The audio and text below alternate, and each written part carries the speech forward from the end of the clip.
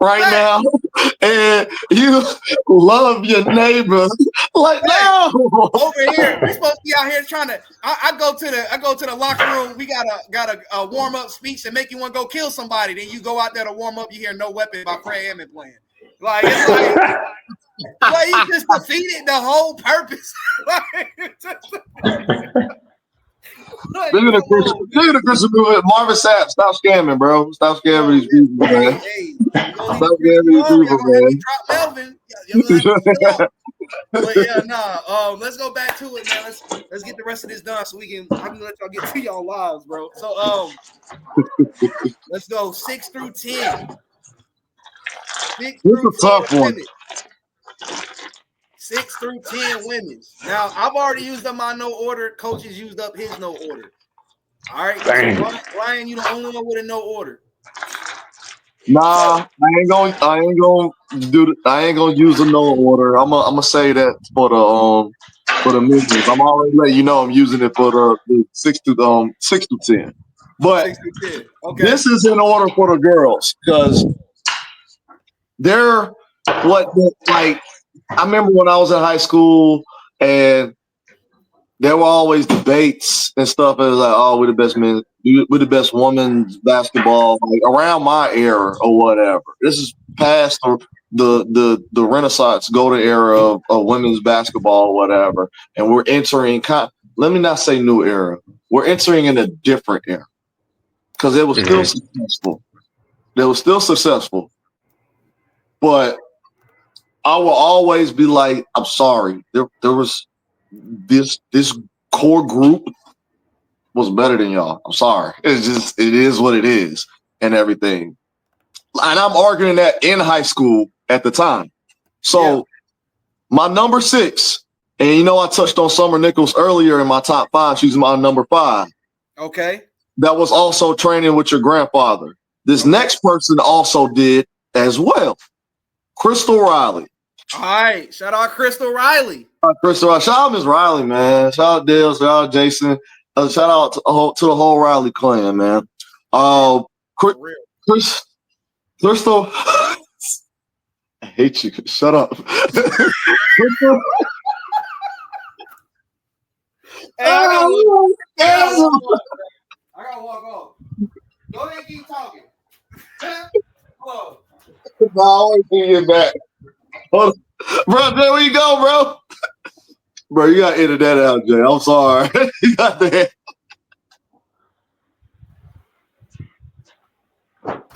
Bro, you have to edit that out, Jay. I ain't about to get in trouble. Bro, say this. Put this on the Patreon. Put this on the Patreon, bro. Y'all some fools, man. Hey, look. Oh, Jay, why you make me do that, bro? Look, like, I didn't make you do nothing. You didn't have to go on that rant. You decided to start thanking folk and all that extra stuff. Don't be out here trying to throw that on me. All I said was, shout out to Crystal Riley. I blame Lonnie Moore because I know Lonnie Moore gonna be looking at this, and I hate you. Oh, Lord. You got this ammo on me, bro.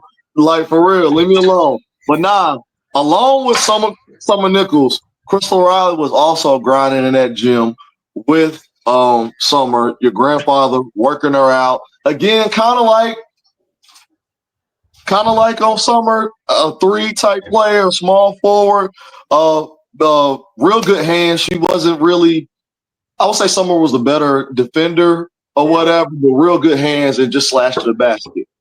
Yeah, no, That means you, after your grandfather, jab step, pull up, triple threat game. Like she wasn't passing the ball these years. He's like, nah, I'm about to get a bucket. Like I'm about to get a bucket or whatever and everything. And literally just getting to the rack. Very strong for her size. Knew how to use her body. Like cut you off with the shoulder. If you make her change her layup shot or whatever, she'll just move out the way, lay it in. An excellent free throw shooter. An excellent. I don't think she didn't miss from the free throw line. And that does that. I know. I look at stats like that. Or whatever. Like your father and Kobe touched on it like years ago. It was like the only way to win ball games is by rebounding the basketball, playing defense, and knocking down your free throws. Yeah. If you want to win ball games, those three are key. Nowadays, you got your Steph Curry step backs and stuff, or all of that extra stuff. whatever, your James Harden step back. But nah, it don't matter if it's back in the Plumbers eras of 1960s playing NBA basketball, or whether you're in Kobe's era or the now era. If you rebound, play defense, and knock down your free throws, you win in a ball game. And that's what she did. She was a very underrated rebounder, and she was a part of that dynasty team that just caused ruckus all over North Carolina, South Carolina, and even like the rest of the country. Because that year, I think 2 years after that, or that year, they got invited to the Nike. They got their first invite to the Nike tournament, and that's for women's. And that was a big tournament. Huge deal, bro. That was huge. Yeah. That was huge for this little small. You throw it out there. This small private Christian black school, majority black, to just go out there and place like third one time. And this is like the first or second year, and you got killer teams like Bishop McNamara. That I don't care what you say. I don't care how you guys get up in it. Those women were men. Bishop McNamara team, those were men. They was playing men or whatever. And to take them to the brink, to take them to like losing only by a couple points that year, it just shows how good and just that core group that like the one through 7 that I had. My next one, I have to put in the list because I love defense. I love where you can just, no, you ain't get by me. Where you going? No. Where you going? No. And that's what she was known for. Had a very underrated midi from what people tell me. And then when I would see her play in alumni games, still locking up. Still cookies. Selena Gould. My dude. Yeah, Selena Gould. People would tell me stories where she'll tip the ball, it'll be a steal, but if it go out of bounds, she will literally launch herself into the bleachers. Launchers, save it, throw it, something like this or whatever. Somebody will get it and go for a layup, or essentially hit a bucket or whatever. Yeah. And everything, hit a three. And the stories, and it was like, how is she so durable? How is she taking this punishment? And in a way, she was superstar in her own way where, because usually superstars, let's be real, superstars don't do the dirty work nowadays. They don't. Yeah, they don't. She was a superstar, and she also did the dirty work. And that's what I respected so much of her. I'm not going to lie, if a lot of these other girls don't exist, she's probably number 2 or number 1. Wow. That's a lot. That's a lot to say that, too. That's a lot to say that. Yeah, and I was getting a little scared when she came out. Like, oh God, come on, Jay, bring it somewhere else. Oh Lord. Yeah, she wasn't gonna beat nobody up, man. As long as she on somebody's list, that's all that mattered to her. She like, look, I'm on top 10. I ain't gonna lie. I was like, oh, thank God. But number 9, I love shooters. I'm a 3-and-D guy myself, or whatever. Pause. And shout out Lonnie Moore. Yes. I hate you, Lonnie. I swear I hate you. But Sansha Gould. I'm sorry. Sansha. Yeah, you good, Sansha Allen. It's the same thing. Sansha Gould, Sansha Allen, same difference. I'm talking about water from everywhere. Water. It don't matter if you in my face. It didn't matter. Like, it didn't matter. If you wasn't like in her personal space, she was letting it off. Coming off screens, she get the ball because she done drained like 3 and 4 of them in your eye already. So now when she get it, you running out. If you're not chopping your feet or whatever, doing what you're supposed to do, she go pump fake, 1 dribble, 2 dribble, knock it down, and look at you and keep it going. She didn't talk trash. The looks that she gave was talking trash. No, and everybody knows her nice sweetheart girl, but when she was on that court, she was a silent killer. She was an assassin. Like she was like a spec ops type when it comes to the three ball. Like, that's what I can put her on the same level or whatever. And plus, she going in my top 10 because I'm a shooter myself. So she got to get on there. Respectfully. Number 10. We got Joy number 9. Nelson. Oh, that was number 9. Sandra Gould. 8. Chris Allen. Number 8 was your mother. So then who's number 7? Oh, shoot. Number 7. I'm so sorry. She about to get mad that I forgot her. Dang, see, I'm trying to. Look, because he messed up, I'm putting you at number 9. Whoever number 7 is, you can thank. No. Okay, you know what? I'm gonna make you. All right, let's keep it that way. It's gonna make you upset. Your sweetheart, your first crush, Hey, Sasha, instead of me putting you at number 7, Jay said he want to put you at number 9. So remember that. I try to help you. I'm sorry. So number 9. Don't get mad at me, wifey. I'm putting Sasha at number 6, and I'm putting Chris. You trying to make my own list?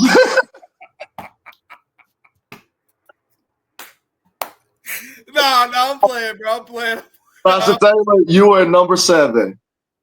Just like Jay said earlier, man, like didn't care about the points or anything. Did the dirty work. Got massive rebound. Just tipping it. If I can compare her to a way when she get rebounds or whatever, it reminded me of Dennis Rodman back in the day when he would constantly tip, grab it, throw it out the drawer, and that's what Sasha reminded me of. Good footwork as a big man, as a big woman. Mm-hmm. Good for as a big woman, and if she wanted to, it was like, I guess if you guys need me to do it, I'll score or whatever. Like that was. She would rather do everything else, and then, okay, if you need me to, I'll score. Where it'll be like an odd numbers, very selfless. Yeah, like odd numbers, like 8 points and like 12, 13 rebounds, like a couple steals, 2 blocks, or whatever, and everything. And sometimes she'll hit the double mark. Sometimes she'll hit the double mark or whatever. But like I said, odd numbers, 6, because you had all those other scores too, like Kyria, Martina, Natasha, Kendria. That team was just a murderer's row. Like you get killed on defense, you get killed out in the mixer on the island, and you get killed inside, and you got a shorty that just rather just get all the rebounds and kick it out and run the floor. Jay, you still there? No? What you doing? I'm gonna tell Sasha you build. Yeah, I don't know what happened, man. Hold on. Let me see something. His stuff just went out. Oh man, don't tell me his junk crashed. There you go.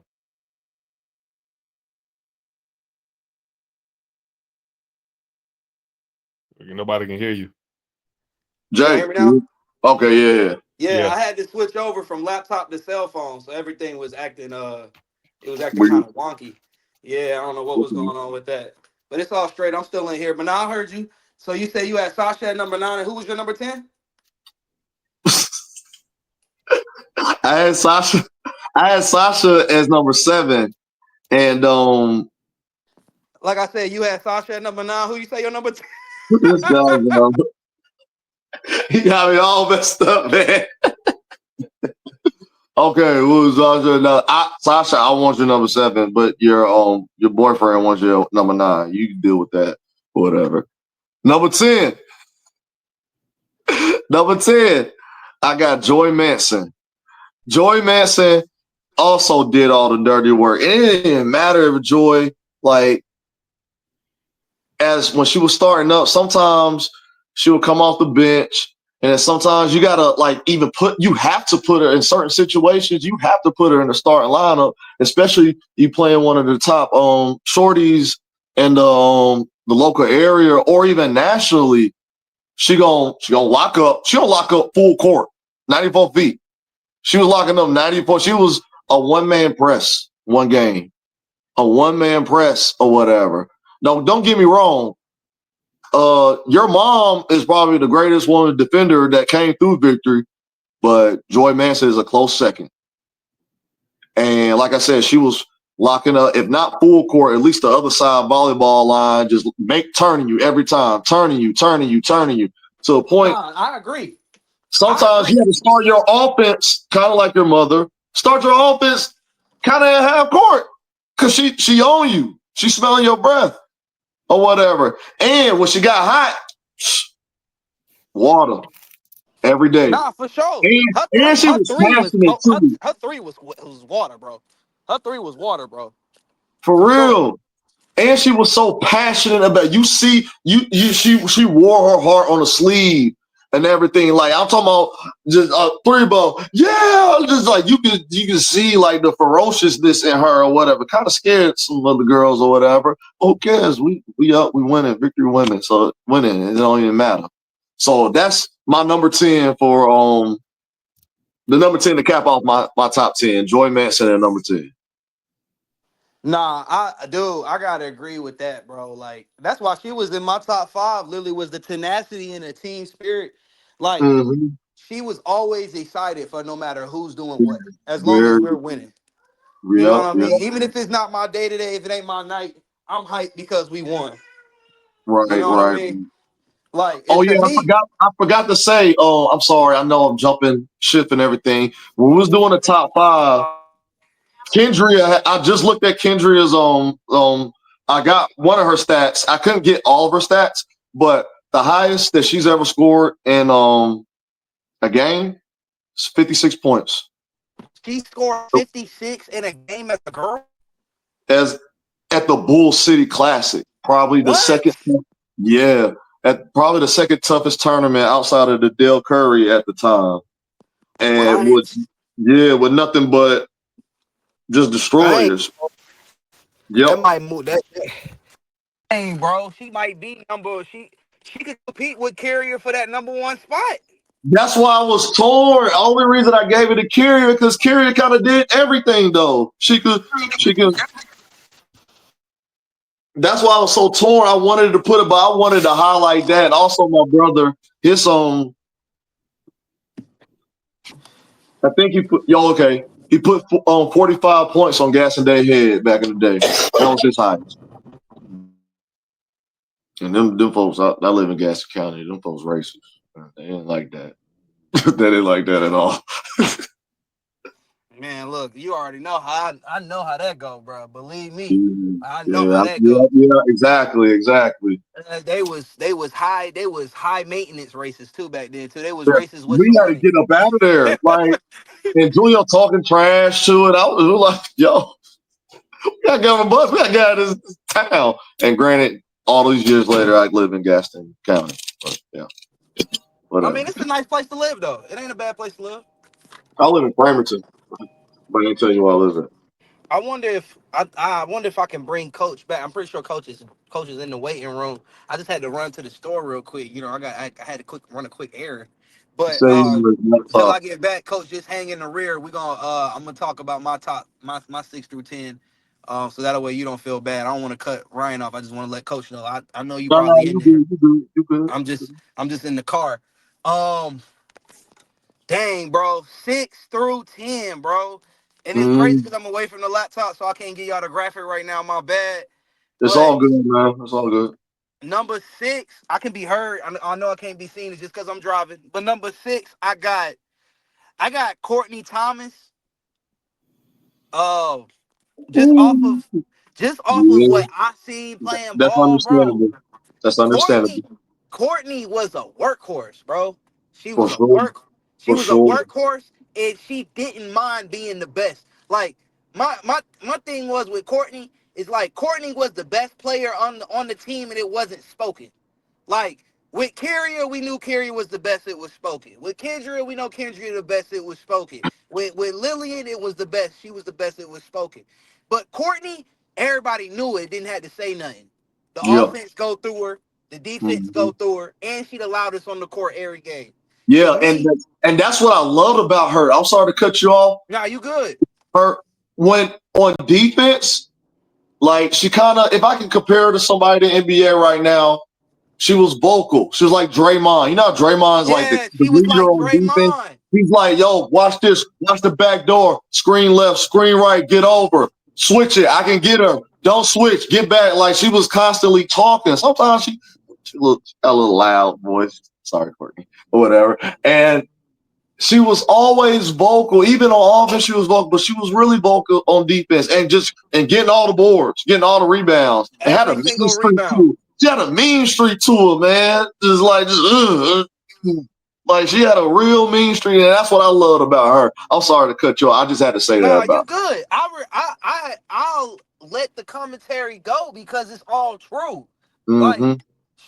I'm gonna be 4,000. I remember there was a game, and she could probably correct me. It could be the wrong game, but I think Courtney had got hurt or something. It was something like we were leading the whole game. She gets hurt. They take her out because she hurt. She's not supposed to go back in. I don't know if it was an ankle injury, Charlie horse, I don't know what it was. Could have been both. To Right. be real with you, could have been both. But we start losing, and I could see Courtney getting up. And I remember, I don't know if it was Coach Austin at the time or who was coaching. I don't remember exactly, but it was more or less like she was like, "Look, y'all gonna have to get me in this game, or we Yep. gonna lose." Now, what makes it so important to me was that it was a game, bro, that didn't matter. It's not a state game. It's not a spa conference game. It means no difference to our record or anything like that. She But didn't want she to lose. still wants to play. She didn't want to lose. She's a winner. Like she has a couple states, a couple spas and everything. Like, and I think she's won on every level. Yeah, Middle, JV, varsity. Like she's a winner. yeah. She would have fit right into that golden era where I was talking about her. She would have fit right into that era. Oh, for sure, man. Really. I mean, honestly, on some of those teams, she's either starter or sixth man. To be real with you. And I'm talking She, about, and sometimes six man getting the same playing time as the girl in front of her, like the no, same for sure. minute for sure. For sure. And I'll even add on another. I honestly think now I know she went for track, but I honestly think basketball was her sport. You know, and that's that could be a argued opinion by her. You know Yeah, what I mean? yeah, yeah, But for sure. bro, she was so good, and I mean, she's a three-level sport player. Like I'm talking about volleyball, basketball, Yeah, track, she's an 3 levels. athlete. She was an athlete. Pure athlete, could be Like considered in the for top real. 10 athletes in victory What, history. what No cap. nobody, no, what nobody doing that? Like especially during that time. Maybe in the past, like with your mom and and your aunt or whatever, they was doing that. But Yeah, it started to trickle down. If you was playing one sport at a time, it was either volleyball or basketball for women's. You weren't playing, you weren't running track or whatever, or anything. And like I said, she's an athlete and she's just a winner. To be yeah, honest with you. and you got to have her on the list for those reasons. My number seventh pick, I'm gonna go Martina Woods for all the Okay. reasons why you said she's being in your top five. I felt Mm, like her game was so consistent. mm-hmm. Her game was Mm-hmm. so easy, and she was so unstoppable. You know what she remind me of, man? She remind me of like young Boogie Cousins, like Okay. Okay. just Yeah. Yeah. unstoppable, unleashing like her size on these Mm-hmm. girls, and there's just nothing you can do about it. Nothing you Like, can do about it. and she wasn't the fastest, but she was always back on D, and that's Yeah. where it was just like, yo, like it's a fast break. I'm running up against the guard. How she get back here? Nah, because Yeah. she just played with a level of intensity on defense, man. And that's when you were talking Mm-hmm. about when you got the Twin Towers, you got her and Carrier. What are you gonna do? What are you gonna do? What are Nothing. you Get What are you killed. gonna do? Get killed. This is gonna happen. Yeah, it's like, bro, like I live in a world where this girl plays the best D and the Mm. best O, and then my second best player on the team plays the second best D and is a reliable bucket. What are you Yeah. gonna do? What are you gonna do? And then my number 8, I'm actually gonna go little sis. I'm going Candace. Okay. That's understandable. Yeah. Gatorade Yeah. National Player of the Year. Come Mm-hmm. on, man. Went to Mm-hmm. Carolina. You know what's going on with that. Yeah. Yeah. Like, let's just I don't think nobody's arguing with that at all. That just whole lot that lineage of basketball, the Woods family, is just that whole. They're just hoopers. I mean, yeah, Dad's Alan Woods. Everybody played ball to Carolina after yeah, victory. It's crazy. yeah. I mean, well, you know, that's shout out Al Wood, probably one of the greatest Carolina players to ever play. You know Seriously, what I mean? seriously. Shout out Al Wood. But I mean, I got his daughters right behind each other, man, because to me they had similar games. I'm not Mm. gonna hold you from what I remember personally. Okay, cool. From what I remember personally, Candace was a little bit better. From what I remember personally, as Candace had far a as better handle because she was she she had was a the guard. She had a better yeah. handle. Um, she was I need to she get was Coach back kind of in here because he shifty. could probably She weigh was in on kind of that too. shifty. She was kind of shifty, but she'll light that thing up from the perimeter like none other. Hand down, man down. She letting that thing go, and that's just off of reps. Just letting that thing go, and she not gonna go down. See, all right, and then let me see. That was my number 9. I'm gonna be real with you. My number 10 is gonna sound real weird to folks. All right, it's gonna sound because they probably would have say that this name deserved to be higher, Mm. but I'm going Leah Metcalf. Like, Can you?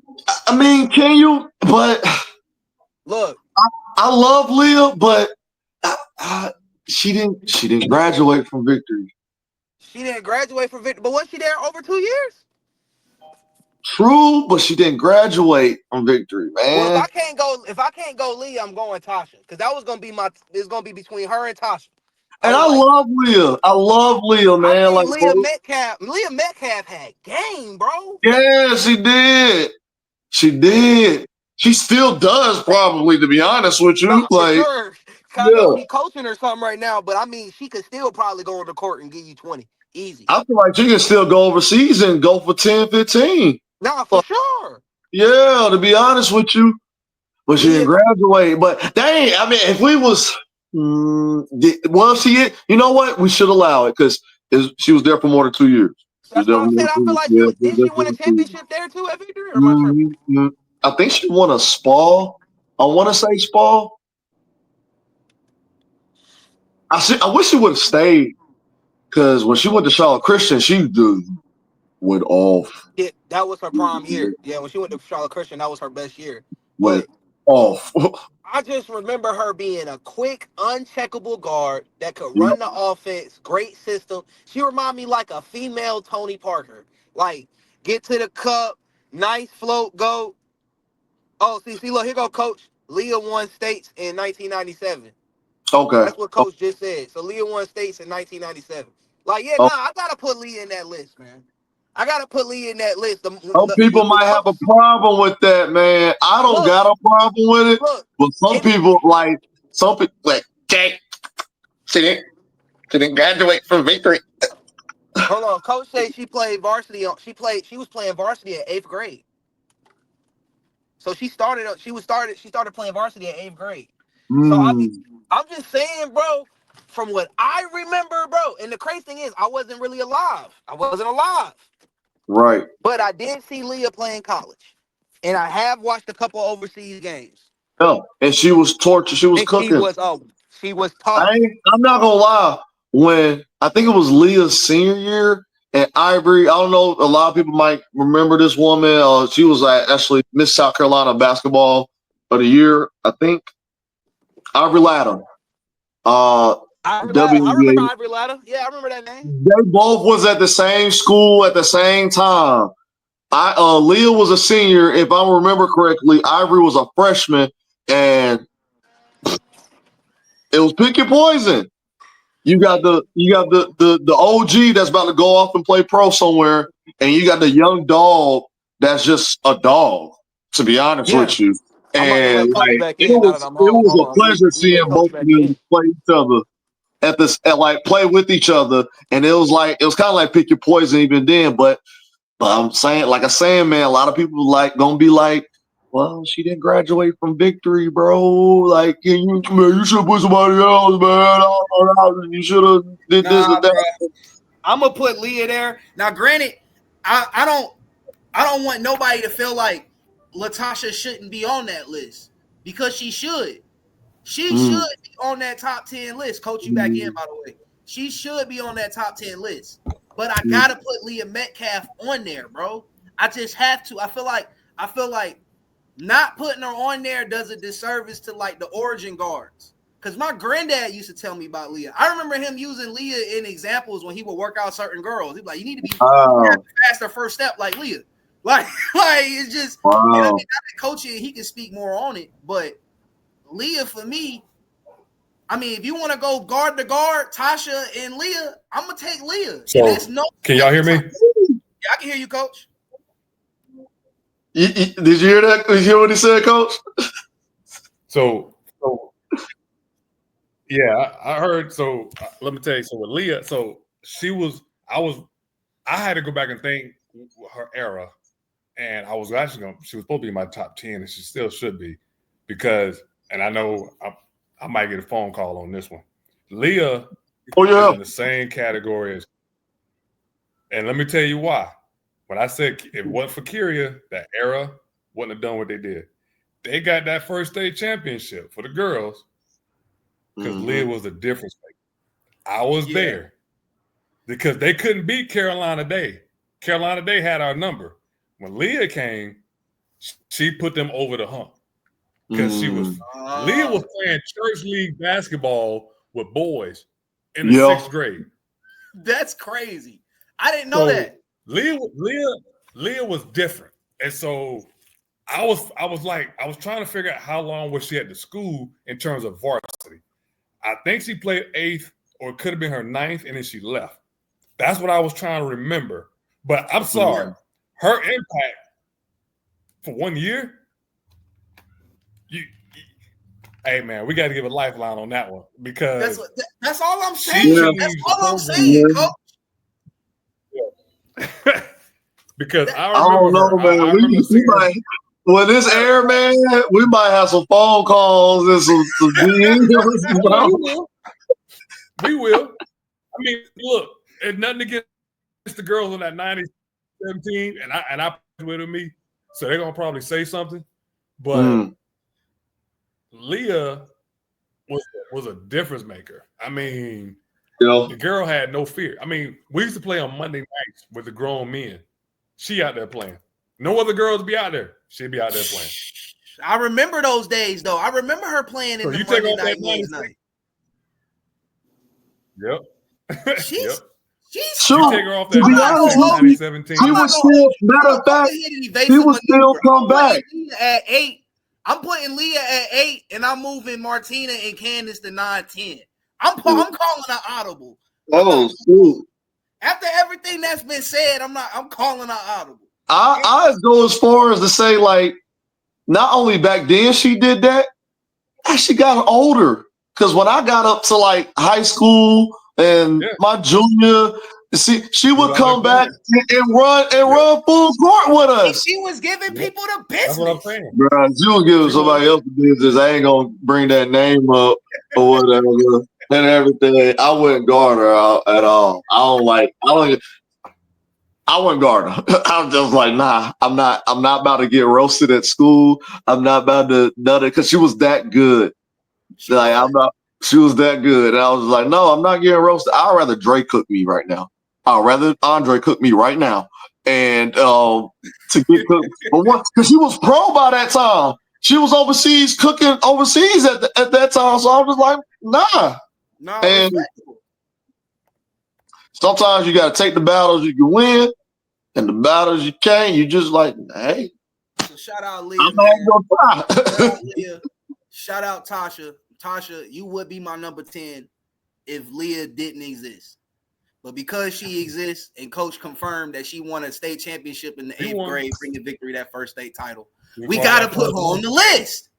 We got to put her on the list because we wasn't winning until she got there. Then when she got there, we all of a sudden winning. So she got to be on the list. And it's that plain and simple. You know what I'm saying? And like I said, bro, I said one more time. Under the rug, but because she didn't graduate from Victory. Okay, I don't care. I have Monterius Hall on my list. He didn't graduate from Victory. Fact of the matter is this, bro. I'm looking at what you did when you got here. When you got here, you had an impact. When you left, you can see the impact because when she did at Charlotte Christian and what she did at North Carolina and overseas, says enough. So it's to me, it's like, even though, like I said, legacy has nothing to do with criteria, but it just adds to the argument in this case because it's just like she was on the first. Because look, if Coach gonna put the first state championship, first 5 guys that ever got us there, gonna be 4 out of his 5 list. And the girl that's responsible for the first state gotta be on the top 10. She was, and I look, they ain't gonna like it, but if you gotta be real. You gotta, I mean, you take Kobe off of that team, Lakers ain't winning. You take Dennis Rodman off, Chicago ain't winning 3 in a row. You gotta be honest about that. You take Lee off of that team, they're not winning. They're not. And that's not going to attract. Yeah, it's not going to attract the other girls that came in after her or whatever. It like at all. We probably wouldn't even seen Kendra because Kendra, she came later on in that era. So you take Kory off of that team. Kendra ain't going to Victory because there's no reason. That's fact. So that's why I'm saying. That's why I have those certain girls in their position. Or when I make that statement, if you take that one person off, what if? Yeah, Victory ain't dominating that area. I mean, them girls might get mad at me. I might get a DM or whatever, but I'm like, look, you gotta be honest. You took Michael Jordan off the Bulls. What happened for those 2 years? They ain't winning nothing. They're not winning nothing. So you take Kory off of that team. I watched it, and I was coaching at that time. You take her off that team. You take Leah off of that team. Nothing. Larry Price, if he didn't come, we're not winning. We might have won when Bobby came, but we're not winning because there are players who are difference makers. Yeah, and that's part of a top 10 all time or whatever. Top 10, they're difference makers. Yeah, yeah. Now that goes on to you, Coach. 6 through 10, Coach. All right. Now I ain't gonna hold y'all. When it comes to the girls, like I said earlier in the video, Coach's opinion is gonna be weighted more than all of ours. Because it really is. Coach seen it all. He's a professional at coaching girls basketball on the high school level. He's won championships on the high school level coaching girls basketball. So if you got a problem, you need to take that up with yourself because he ain't gonna sugarcoat it. He got the truth. Go ahead, Coach, him with the truth. I'm gonna go ahead and toot my own little horn. Last year, I was Charlotte Observer Coach of the Year for girls. So see, that's what I'm saying, Coach. There you go. There you go. Hold on. He didn't say that until 2 hours and 30. He didn't say that with him. Go move it, everybody.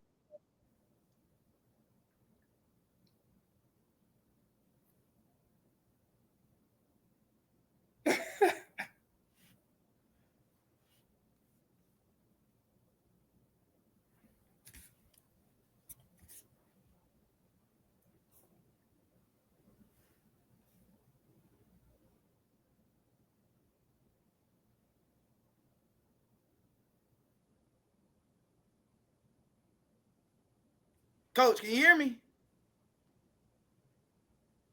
Can you hear me, Coach? Yeah, I can hear you. Yeah, I was gonna say pop it, man. I was giving you the flow. So it just went. Y'all went away. That's why. I don't know what happened. Yeah. I was giving you. That's why I said I was giving you the flow. Tell us about that, man.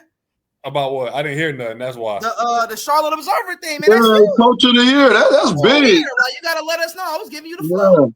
Oh yeah. I mean, so I took over a couple of years ago, and we started from the bottom. We won 11 games, and a lot of those girls came back. All the girls came back the following year, and man, we just worked that off season. Just work.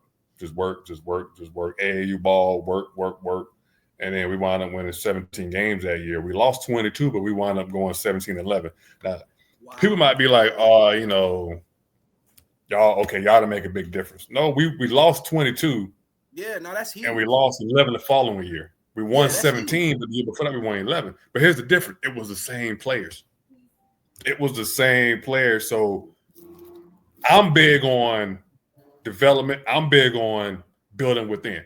And so if you notice, a good portion of my list are the guys who were either in-house or started out, in-house. In-house, in victory, I believe in that. You know what I'm saying? So with us and the coach of the year thing, that was a big deal for us. So I don't, maybe that's what they said I got it for, because I turned around that program in 2 years. This year we won 20 games. You won 11 more games. Right. So, come on. So we won 20 games this year. So we're still building. So, it's not about winning championships all the time. That increases your resume, but it's also just understanding the game, how it works, watching talent, understanding talent. Man, I was at all those games. Matter of fact, when your brother won their first state, I forgot what year that was. It was at High Point, I think. I went down there on the court and dapped all them dudes up, man. They were like, because I was supporting all of them, going out to all their games when I wasn't coaching. In my games, I was going out to watch them. So, I mean, I'm supporting. But as far as the girls, I done seen the girls basketball, man, since my sister was playing at Victory. So I've seen them play all through, man. And I coached 2 years there. So as far as my 6 through 10. Let's give him, coach. Let's hear it. My 6 through 10, I'm going with your mom on 6. Okay. That's not because she came in there, started giving us a hard time, but she definitely deserved, because she was still part of that homegrown talent in the beginning. Right. When they were beating up the teams they were supposed to beat up. But when we went to go play the Charlotte Christians and other teams, we got slapped around. But that was the early years of the program. That's when we were building our identity. That's when we were trying to figure out who we were. But they laid that foundation for those girls who did win in 97 and 99 and all that stuff. So they laid that foundation. But your mom, she was a freaking hustler, so you got your defensive abilities from her, because I saw you play in JV. Yeah, I was a lockdown defender. Yeah. So she was up and down the floor running, defense, layup, fast breaks, a lot of that stuff. Now the shooting might have skipped her, but as far as the running the floor, that was her. And so again, she laid that impact. And so that walks into the next era, with Leah, who I'm putting in there. Leah, like you already heard me say about Leah, she was, you take off that team, they're not winning. That's all I got to say. You disagree with me, call me, put my name on the screen at Victory. I don't care. But I don't care what you say, what you do, but that's my opinion. I saw it. I saw my own eyes. So, I mean, 8, I'm glad you mentioned Candace Woods. She was Miss North Carolina of the year for a reason. You can't forget her. She was playing when I went to Covenant Day. So I watched her a couple of games, but not as much. But I did watch her. And she did her thing. And I think she was on that team when I coached against them in the States back in 2008. I think she was on that team up in Raleigh. But, she was another one where when she came in, that was right after the dynasty. And I think, Kendrick wasn't there. But we didn't have a superstar name. She was there. And so she kept that, consistency going of dominating, from that 01, 02 to about 08, 09, 2010, somewhere around there. She dominated. And so she was another player that I think you could put in that 6 through 10. All right, that first 5, let's put that 6 through 10. Let's put them up against another high school team. Let's see how they handle it. Let's see how that works. Let's see how that works. You got to look at it. Our 10, your 10, put them up against other schools' top 10 of all time. How they going to look? Nah, no cap. Honestly, I think our top 10 girls in North Carolina, just from the names we list, I think they'd be every top 10 school as far as Charlotte. Oh yeah, they need to do a 30 for 30. They need to do something, because like that, it was like almost the same core group of girls. Because this is a story from AAU basketball all the way up to your last year in high school. This same core 3 or 4 girls just been hooping together ever since they was kids. And these are the stories that not just us that we're bringing them back to life, but even in the victory community. Like, come on, y'all, there's some old heads out there that's still alive and still remember. I mean, you're old, but whatever. I ain't gonna lie. If it's an old joke, I would say you about 92 and a half or whatever. Y'all need to tell these kids to be inspired by the great Kyria Buford or the tenacity dirty Selena Gould that's lock you up or whatever, to get these kids like inspired, and whatever footage people can get from back in the day, show it to these kids. That's how you get the synopsis going in your brain, man. And like the inspiring part, like, all right, okay, this is what I got to live up to, big shoes. Well, at least I'm gonna try. Yeah, no, straight up, and that's part of the main reason why we were doing this video too. Is like I said, I'm glad we got 3 different generations. I mean, even though we all from the same place, all doing this, talking about the same things. Right. I was able to see things from a kid's eye when you were seeing them from a middle school, teenage eye, Ryan, and you were a young adult, Kory, and then it goes on from there, and it just keeps going and going and going. And so, Kory, you was at what, number 6 or number 7? 6, I know you was at number 7. 6, 7. I said 6, 7, 8, so I'm at 9 and 10. You at 9. Okay, 9. Yeah, because I want to hear this man list. I said your mom, Leah, and I said Candace. Number 9. Y'all, it's crazy. Y'all all said it too. Sasha. I think Sasha. You know what? Sasha and your aunt. I think they're between 9 and 10. I think them two for me. It's a toss up. 9 and 10.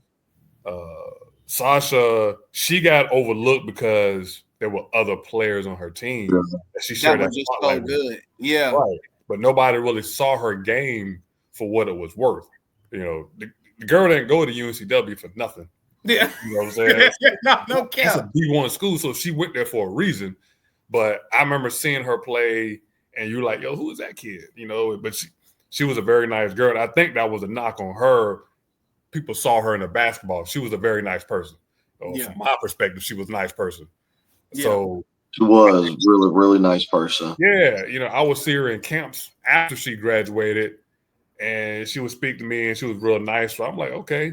But I think she had a nice, smooth game. And see, my thing is, when you're not flashy, you're like in Somerville. Nobody remembers you. Yeah. Everybody goes to the flash. Yeah. So if you look at some of my names, I named some people who ain't got the flash, but they had a strong impact. They dominated. They did certain things on that team. The way I look at it, you take that kid off, do they have that success as that team? No, we're not having that success. So, all right, guys, we on the next, to me, the hardest part. We on honorable mention, because this is where people who feel like they deserve to be in this video, this is where y'all are going to be biting your nails and just hoping that somebody says my name, and you still not going to hear your name wrong. It's going to be like draft day when you at the second round and it's pick 35 and you just sitting there with your family. Hey, you trying to make it like that too? Like, you got your suit on and you still don't hear your name called. You trash. You gotta go to training camp. You gotta get that invite to training camp. Yeah, no, we good. We'll catch you undrafted, like what my boy Ben Wallace say. We catch you undrafted. You know what I'm saying? Still get your chip. But anyway, let's go ahead and go honorable mention, man. And we're gonna do this with a doozy. This is how we're gonna do it. We're gonna do honorable mention by round robin. I'm gonna give a name. Kory give a name. Ryan gives a name. All right, we're gonna do girls first. We're gonna go 5. All right, but here's the kicker: you gotta stick with a position. Okay, you can't just go honorable mention 5 centers or 5 point guards. That's gotta go point guard, shooting guard, small forward, power forward, center, and that's why we're taking turns, so that way it gives everybody a time to think as it goes around. I'll go ahead and go first. I'm going Latasha Smith because I already had said that if it wasn't for Leah, she would be in that 10th spot. So I'm going Latasha Smith as my point guard for the honorable mention. And I'll go ahead and I think it's going to go this way. So, Coach, let Coach go. I got to think about that one, man. If you got to pass, you can pass. You can hit Ryan up. Yeah, hit Ryan, because I got to think about point guards, man, for this one. So we're doing point guards? Point guards. Honorable mention. I'm trying to think back, man. Cause little Uncle Shannon sharp look. Y'all listen to my camera right now. I'm trying to see if I can get some a list of some of these girls, man, some pictures or something. So that way people can see what we talking about. I got all this footage of the guys. I'm trying to see if I find something for the girls. Lord. Hey, I know some bigs and some small forwards that I have in mind, but point guards. Let me go back. So I know y'all got to think. While I'm looking, go ahead, take a little time to think while I'm looking. Got one, Stephanie Ferrante. Whoa, that's a name, bro. Shout out to Ferrante's. Matthew. Half woman, we called her half woman, half amazing back when we was little kids. Stephanie Ferrante. She had game too. I remember, bro. She definitely had game. That's crazy. Yep. All right, she could have worked. Yep. You got, Coach. Oh God! See, this is where I get cloudy because it was a part of the. Oh man, let me see. Point guard. Because see, I didn't see Stephanie play a lot. There were some girls on that team from like when 08, 09 that they had some strong point guards. I just can't think of their names. There was one shorty. There was Destiny Reed. There was Kiara Davis. There was Kiara Davis. Kiara was a big. Hey, that team was crazy. Hold on, I gotta come back to camera. Yeah. Hey, that team was crazy. Yeah. Destiny was really good. Like I seen her play once. I was like, okay, I see it. When Kayla watched this, Kayla, I got beef with you because you should have been on that team. That team with you, Destiny, and Kiara, bro, that's states nationals guaranteed. If you didn't go to Olympic, Kayla, you my sister, so I'm gonna say that you didn't go to Olympic, that'd have been another banner up there. I promise you. I promise you. But I'm gonna leave it at that. Go back to finding some highlights.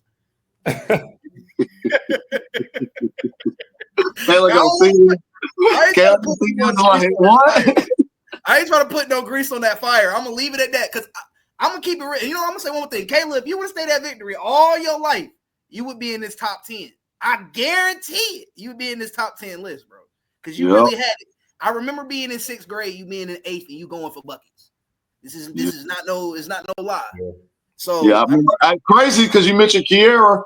Her and Kiara was running mates. Just running mates. Bro, just dribble, dish it to Kiara. Kiara put it up. Dish it to Kiara. Kiara kick it back out. Kayla was a mini magician. Kayla was definitely a mini magician. She was just from the mid range. Get to the rack. Destiny, Kayla, Kiara, that team won the championship. I'm telling you it do. Yeah. Like I agree. And who was coaching at that time too? Who was coaching at that time? What year? I know Manson had came in like. Was that Rasheen? He came like It was Rasheen. It was. It might have been right. No, I remember seeing him at the game. He coached there 3 years. He was there when I was at Covenant. So he came in 2010. And then before that it was Coach Austin. Coach Austin, she coached for a good little minute. Now I think about it, she coached for about 4 years, didn't she? About 4 years, like that. Yeah. All right, cool. Well, yeah, that. So Destiny Reed's your go-to for point guard coach. For honorable mention, I put her in that. We're gonna go Destiny. Hey, and that's respect. I was in school with Destiny. Destiny could hoop. Shooting guard. This may sound crazy, but I'm calling out 2016. I'm going Joyous Wilson. Hey, yo, shout out Joyous, man. I coached her 2 years. Hey, look. It was like Joyous was playing everything, to be honest with you. I'm going to call Joyous. Bringing the ball up the court, post you up, turn around, jump loose or whatever. Bro, Joyous had game low key. I got her the big, but her game she do a little bit of everything. She used to dribble with the head down. I used to even tell this when in high school, I'd be like, yo, dribble with your head up. Because she come down full speed. Couldn't nobody stop her. She coming down full speed. All them girls were scared to even get in front of her. Man, but she had game, bro. I don't know how many points Joyous actually averaged, but I think at one point, either her or Adora was our leading scorers. Coach, you could. Yeah, they were on my team. I coached Joyous 10th and 11th. I didn't have it that senior year. And I coached Adora her first 2 years. 10th and 11th. So y'all consider Joyous as a point guard? I consider her a little bit as I got her at the 2. I wouldn't put her at the 1. I got her at the 2. I got her big, like a power forward. Well, she don't got the power forward height though. She got the power forward strength. She can move people. That's the thing. Like, I mean, come on, you got people like, God damn it, Joyce, please don't be mad at me. You got people like Anthony Mason was an undersized power That's forward. what she was. That's what she was. What she was similar to Anthony Mason. Anthony Mason or whatever. And like point forward. She could push down the floor, she could get down on the block, she could do different things. Right. No, did she have a mid range, or did she didn't develop that part? You probably developed that in college. She was a driver she get to the cup. I didn't see the mid range much, but she definitely got to the cup. And if she was wide open, she could punish you from 3 too. She shot the ball hard though. That was her thing. She would shoot the ball a little too hard sometimes. Put too much power on it. But nah, she was tough though. Joy, look, I don't mind speaking for the class of 2016 when it comes to Joyce Wilson on the basketball court, bro. Yeah. She played with heart. She was a leader on the floor. And sometimes she getting her little feelings or whatnot, but she never let her feelings take her completely out the game. And to me, that's a big issue when it comes with high school girls. You get yelled at one time by coach, or you miss a shot, or you lay up. Now you completely mentally check yourself out the game, and you just play like garbage for the rest of the game. That wasn't for you. You feel what I'm saying? So, and coach, you can speak more on it than I can, because like I said, you coached her. But I just think she deserved to be in that honorable mention. She been at Victory since she was in preschool. She was the leading scorer on that team, to me, in my opinion, the most important player on that team. Because, I mean, Adora was good and all, went to school with her. But to me, Joyce was the most valuable player on that team. And then you got the fact that I'm not sure if I think she won something her senior year. That was the year I left. That was the year I was talking about with Lillian. They won that national. They won that. Yeah. So yeah. So I mean, hey, got a belt underneath her too. Nice little championship. I'm just saying, man. I'm speaking up for her. Ryan, your number 2, shooting guard. Oh boy, my number 2. Highlights for these girls' games, man. It's so hard to find something. I'm like, oh Lord, everything from 2020 and up. I might just have to play some of that. Shooting guard. What's this woman a shooting guard? And she's very underrated. And she came into her own like a little bit later on. She bought into Mr. Pratt. Everything he was teaching her. And this is a Mr. Pratt product. This is a strictly Mr. Pratt product. What's her last name? Shooting guard. She wasn't like knocked down 3-pointer shooter, but she was more of a, you could say she was a combo guard, because sometimes she did bring the ball to the court, but she was definitely Mr. Pratt. But I seen her more at the shooting guard when I was watching her. Sharikar. I don't know if you remember her. Bro. I totally forgot about her. Very underrated. Very underrated. She's a Mr. Pratt product or whatever. I'm pretty sure girls doing that golden era of the basketball, that golden era. She was a part of that dynasty. Mm-hmm. I think she got about 2 or 3 under her belt too, or whatever. I wish I could find her on Facebook or Instagram, but she's definitely a Mr. Pratt product. As shooting guard, honorable mention, yeah, Sharikar. I can respect that. Yeah. All right, Coach. What you got, Coach? I think I found some. I got some highlights up here. Okay. All right. Got something going on with the girls. It's like I said, it's new, but you know, it's still something. Right. Well, this is the recent state championship. Oh God. I want to say I think that was Bethel that did the crossover, because my sister's playing on this team, and Zaria didn't spend all her years at Victory. So are we doing for honorable mention that can go at any era up still? No. It's still Pratt era. The only reason why I brought up Joyce is because Joyce was there last year, Mr. Pratt. So when Mr. Pratt left 2016, yeah, she was. That was my graduation year. So see, now I'm stuck between 2. You said through the Pat Pratt area. Good God, because the girl you looking at right here was one of my favorite players right there. The little guard. Which one, Bethel? Yeah, the little guard. Oh, the guard. Yeah, she was scrappy on defense. She was speedy. I love watching her, man. She used to run the floor. I mean, she used to run the offense. She could get you a bucket. I remember seeing highlights like with Victory put it up on their Facebook or Instagram. I was like, Was she from Bahamas? She from Bahamas, Jay? From Africa. I'm trying to find some. Okay. She from Africa, but hey, yo, Bethel did definitely have that game though. She went. What I like best about Bethel's game, she was never scared. She was always. She's always. She looked fearless. Coming at you. So who I might not put her on there. I think I'm not gonna put her on there, but I am gonna go with a girl back in the '90s though. Y'all might not remember. You remember Joy Newsom? I remember Joy Newsom. The name sound familiar, but I don't see a face.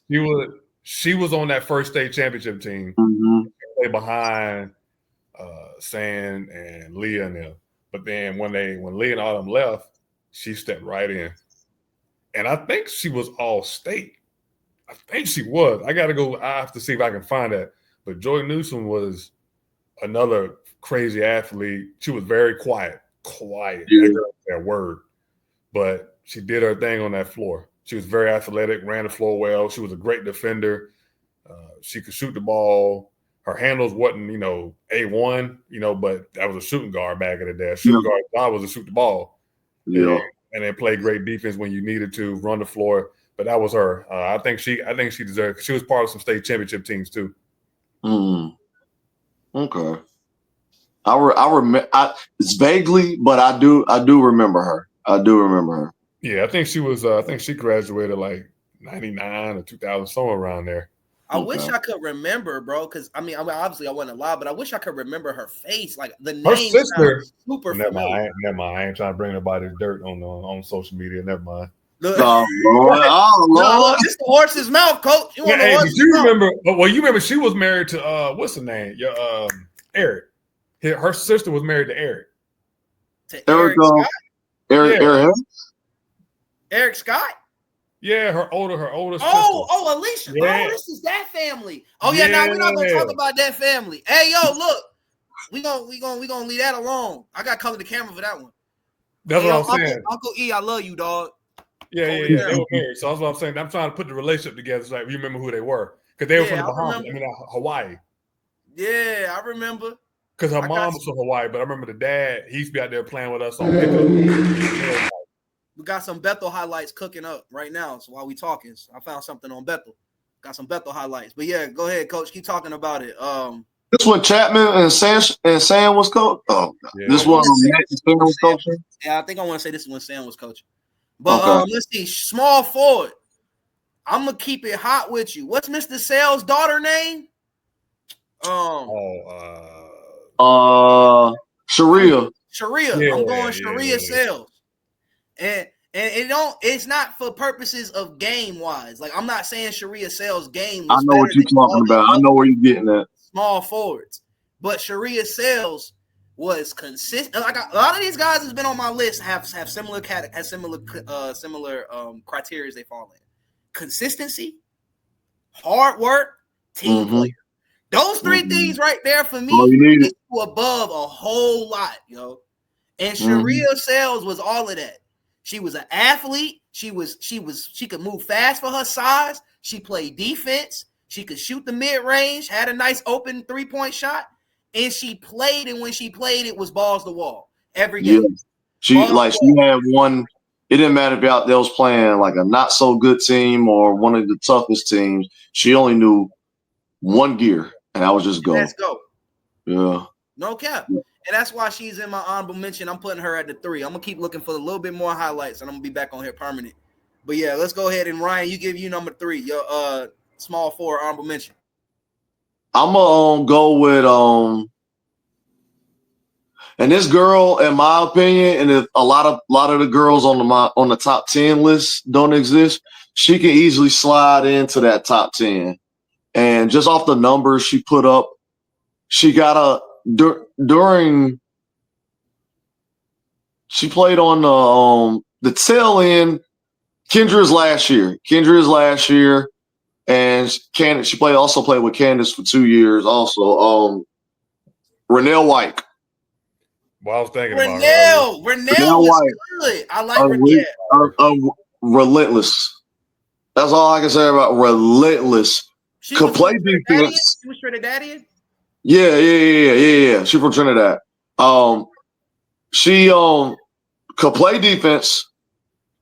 could shoot the three, could shoot the shoot the mid range, could get to the rack. She didn't have no Kendria Holmes type handle, but in a way, she knew how to score without being that. She's kind of like Paul Pierce. Kind of like Paul Pierce a little bit. Paul Pierce wasn't, Allen Iverson handles, but could get a bucket in his prime if I could compare it to an NBA player or whatever. But yeah, definitely Renell White, honorable mention. Like I said, at least 3 or 4 of the girls that's in the top 10 that don't exist, she'll definitely, I don't know what order she'll be in, but she'll definitely be in top 10 if like 3 girls that didn't play basketball on my list. Coach, number 3. I had somebody, I done lost their name, boy. That's what happened when you get older. God, I just had her name. Dang, man. It was from back in the day, too. Dang, boy. You forget something, boy. You forget something. Watch me get it as soon as I say going to the next one. Oh, it was a wing. I don't think I can find any more highlights. I'm over here scouring.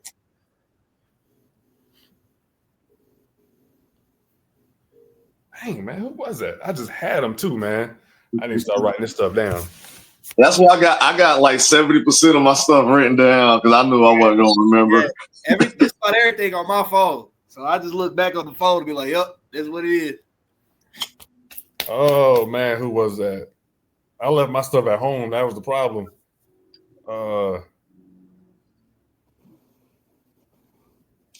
Hey boy, man, I can't remember, man. Oh, it was somebody good too.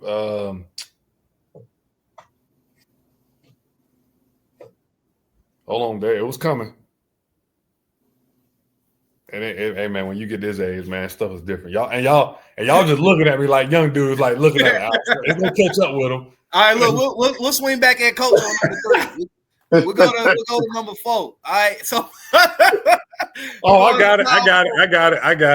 We got Coach. She played varsity since 6th grade. I had her for 2 years. I got to put Asaya on there. Asaya Mitchell, and that was gonna be mine. That's crazy. She was cold. She was cold too. I had her in the 6th grade, and I had her in the 7th grade. But she got better every year. And one of them years, she carried the team by herself. Matter of fact, when your dad was coaching, I think she carried the team for like a year or two.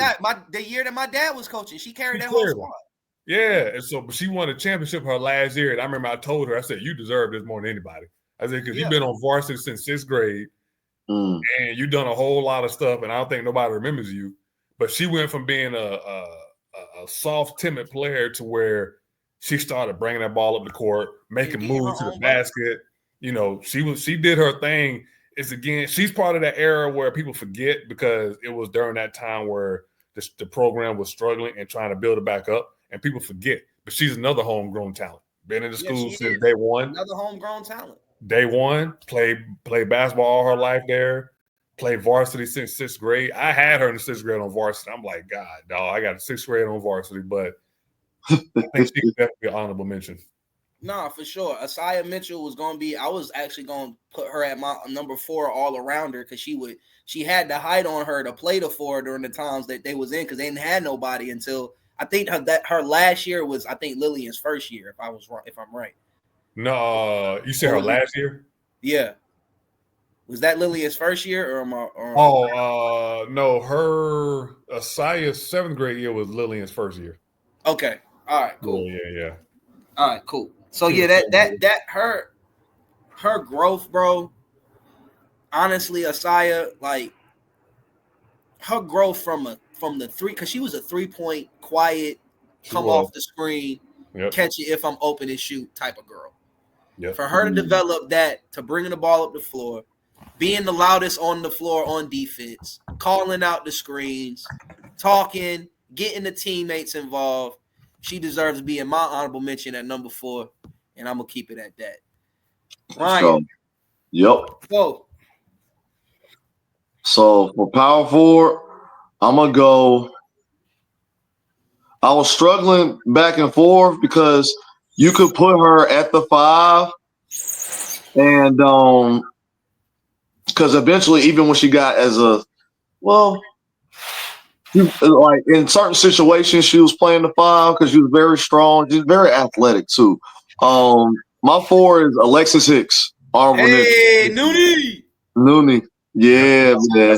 I used to enjoy seeing her play, She man. was a problem, bro. Yeah, I was wondering if she was man. gonna be in anybody top 10. That's the thing about it. She's also one of those that if a lot of other people that don't exist. I wasn't gonna put her in my top 10. I was gonna put her in my not in my honorable mention. I was gonna put her in my 11 through 20.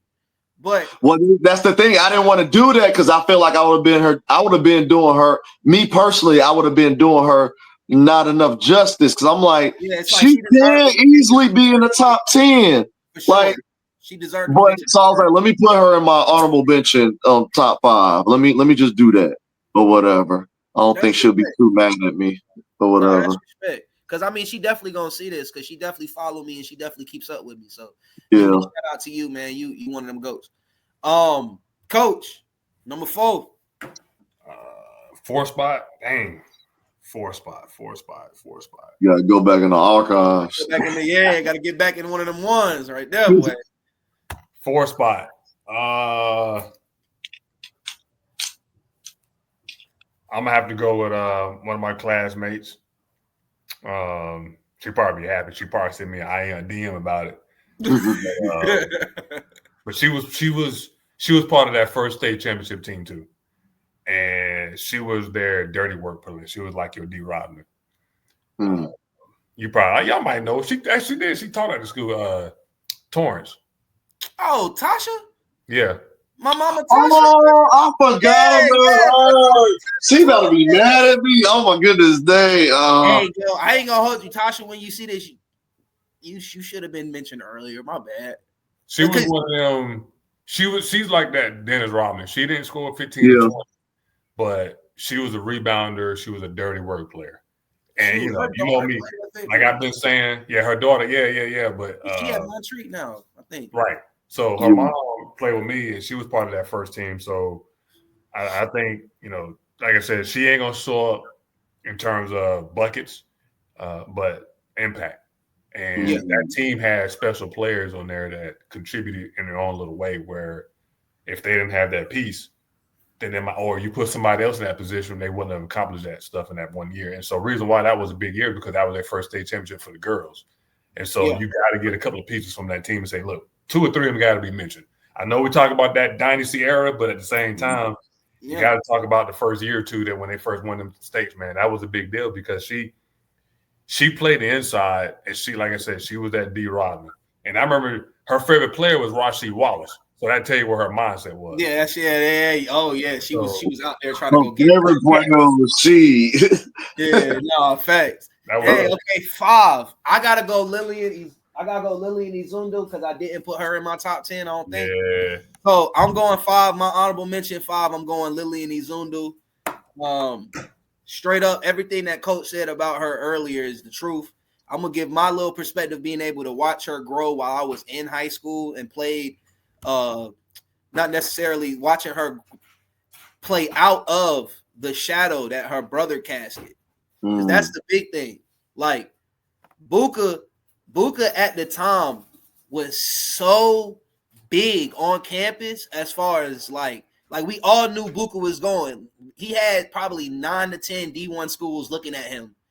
And everybody wanted to talk about it in Azudu. It was about Buka. And I literally saw Lillian work her way out of her brother's shadow to where it was like, oh no, we need to talk about Lillian too. That's something to do. Straight up. Like honestly, modern victory era, she the best big. Modern victory era. That's saying something, man, for real. I'm not gonna go golden era. I'm not gonna go championship era. I'm going modern victory era from 2010 to 2025. I'm gonna go Lillian Izundu, best 5. And Coach, you can hinge in on that if you feel otherwise, because you would know more. But nah, she that's fair. I mean, that's fair. I mean, we're talking just pure 4 power forwards. No, 5. The 5. I'm going I number mean, 5. Yeah. I mean, I'm sorry. Yeah. Pierce Center. Yeah. I mean, she anchored my team that one year, and then she anchored the team the following year on the inside. I mean, her and Joy are becoming a good 1-2 punch. But if it wasn't for her, I wouldn't have won a lot of those games that year. I mean, she wasn't. She was all state for a reason. Yeah. Yeah. All state. Straight up. And like I said, and to me, the biggest part of her story, and I'm going to repeat it one more time, is that she grew out of Buka's shadow, bro. I knew how tough that was. She did. I knew how tough that was. She's never told me personally how she's felt about it, so I'm not going to speak on that, but I could see it. Everywhere Buka go, he the man. Yeah. He the man, bro. Yeah. And she grew out of that and made herself the man. Like, I'm the man now. You going to talk about me. Yeah. And that's why she's my number 5 honorable mention. Ryan? Number 5 honorable mention for big. I gotta, and I love if she would have took it seriously, she probably would have played ball in college. Cause the thing is, she got better each year, and I feel like she's also another one during the time of Renell, Alexis Hicks, Candace Wood, that she kind of got swept under the rug, did all the dirty work, got the rebounds, got the a huge inside presence, her points would come off an offensive rebound, just getting the ball, putting it back up. And you can see her progression each year, whether it's small progression or big progression. I gotta go with my girl and I gotta give her flowers because I could see it on her face, like when she would play, and it was like dang, I really don't. They're seeing these two women that's of course scoring, but I'm doing all. I'm taking the hits inside. Yeah. I would give Dana Washington. Big Dana. Nah, Dana was a solid big, bro. She was. Yeah. Dana Washington. See this? Shout out, man. Shout out to you, Dana Washington, man. Like for real. Like you was really like, from what I was seeing from the bleachers to the court, I can see the hits that you was taking, boxing people out, bumping people when they cutting through the lane. I remember you. It was one game you had got injured, and the next game you was in a knee brace, still playing and stuff and everything. And I feel like those like special moments get like overlooked or whatever. A rebounding machine, inside presence or whatever, just stop you. Even if she didn't block a shot, she was making you alter your shot or whatever. Yeah. Great contestant. So, very great contestant. So she gets my number 5 spot of honorable mention. My boy Kory, honorable mention 5. Yeah, can y'all hear me? Yeah, I can hear you. I'm actually going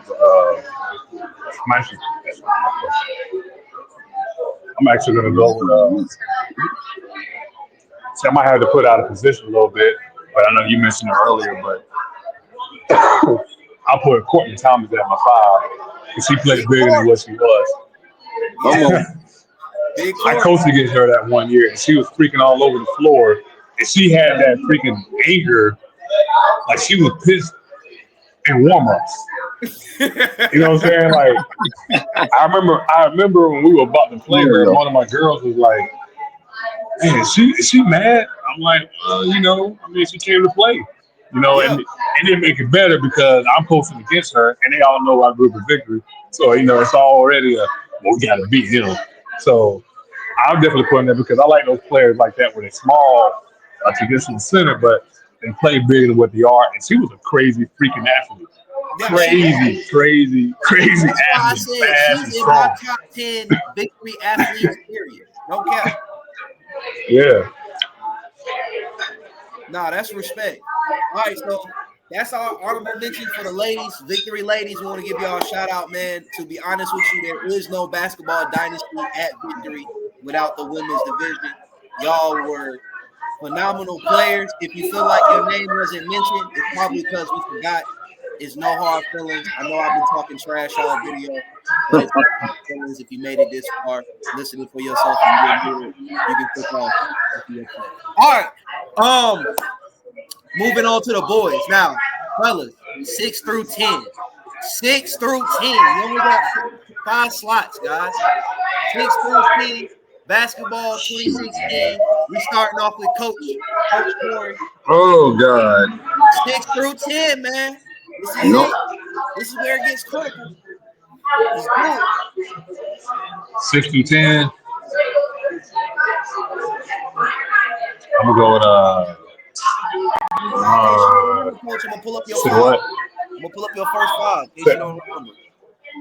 No, I remember my first 5.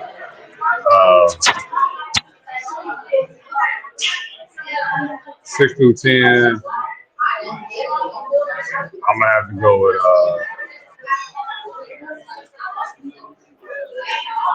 I'll put what's his name at 6? Andre. He was special. We talked about him earlier. I remember watching him play. I ain't gonna lie. By the time he got out there, it's like, bro, I ain't even trying to pick him on the football. You know, it's just like, what? You know what I'm saying? So, but what he brought to the program, and what his impact on those 2 years that he was here was a big deal. And people still talk about him to this day. For what he did, his time here. So I think he deserves being that top 10. Like I said, I take my top 10, I put up against anybody. You want somebody like that in his prime, where, think about it. You already got Ariz running the 1, which he didn't like it, but you got him running the 1. He goes to the bench. Now you're dealing with a bigger problem. You got to you know what I'm saying? Yeah. Say what? I said, then you got to deal with Andre. Yeah, or you put them back there together. Like, you're not going to catch up with either one of them. They're going to run you up and down the floor the entire time. They both can jump, they both can shoot. So it's like, God dang, man. But that's one. Number 7. Oh, God. Oh, you good. I'm good.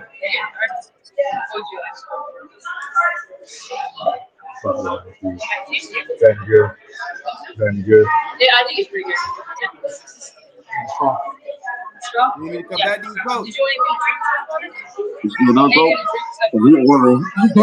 Look like he about to do My bad. What y'all say? No, this is the horse's mouth, man. You ain't gotta apologize for this everywhere we go. What you call it? If you need a second to order food, we can come back to you. I can go ahead of you. Oh, I got it now. Oh, okay. 7. Hey, I got a name for you. Now, this name that none of y'all probably don't remember. And I'm only saying that because well, you might remember him. I don't know. He was back during the first 5 era.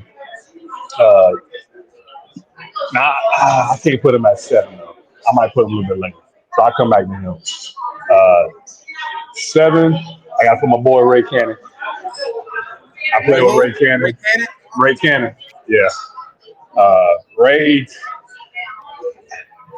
was the type of dude where his game was ugly, but you couldn't stop him.